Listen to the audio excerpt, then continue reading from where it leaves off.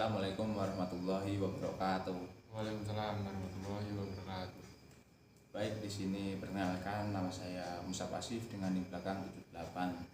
Nah, di sini saya akan melakukan sedikit wawancara mengenai politik Islam dan pengaruhnya di Indonesia bersama saudara Gus Penceng. Gimana kabarnya Gus? Alhamdulillah sehat.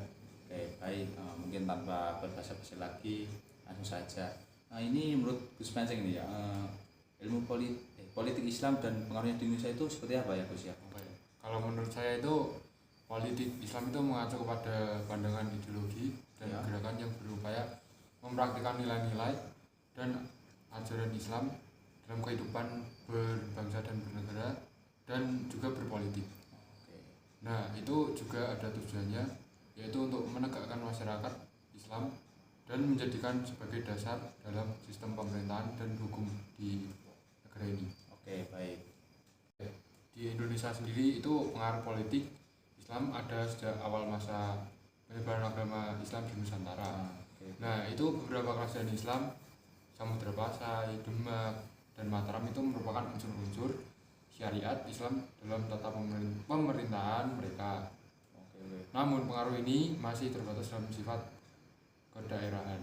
Oke, selanjutnya itu adalah setelah kemerdekaan. Oke, baik. Setelah kemerdekaan itu, politik di Indonesia itu diwakili oleh partai-partai seperti Masyumi, NU, dan Permusi. Oke. Mereka memperjuangkan agar Indonesia menjadi negara Islam.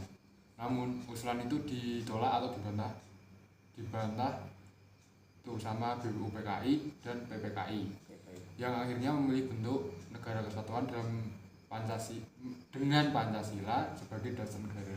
Oke, baik. Kalau selanjutnya itu Pak, pada masa Orde Baru itu kebebasan politik membuka peluang bagi partai-partai Islam seperti PKB, PBB, PKS, dan PAN untuk berpartisipasi dalam persaingan politik nasional. Oke. Nah, mereka itu berupaya memperjuangkan nilai-nilai Islam itu melalui jalur konstitusional. Anjir iki. Dalam pasca Orde Baru itu kebebasan politik membuka peluang bagi partai-partai di Indonesia seperti PKB, PKS, dan PAN untuk berpartisipasi dalam persaingan politik nasional. Nah, mereka itu berupaya memperjuangkan nilai-nilai Islam melalui jalur konstitusional seperti regulasi dan penerapan perundang-undangan. Nah, pengaruh politik Islam di Indonesia itu dapat dilihat dalam beberapa hal seperti diberlakukannya syariat di Islam di daerah Aceh. Penerapan hukum ekonomi syariat ini serta pengaruh ideologi dan gerakan Islam dalam isu-isu tertentu seperti moralitas, kebudayaan, dan kebijakan republik. Ya, selanjutnya itu meskipun demikian ya, Indonesia itu tetap mempertahankan bentuk negara kesatuan yang berdasarkan Pancasila Undang-Undang Dasar 1945. Bukan negara Islam. Politik Islam di Indonesia itu lebih bersifat akomodatif dalam sistem demokrasi yang ada.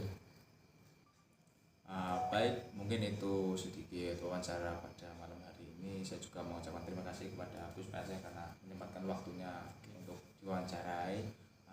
Mungkin itu sedikit dari saya untuk wawancara pada malam hari ini. Dari kurang dan lebihnya saya mohon maaf. Assalamualaikum warahmatullahi wabarakatuh. Waalaikumsalam warahmatullahi wabarakatuh.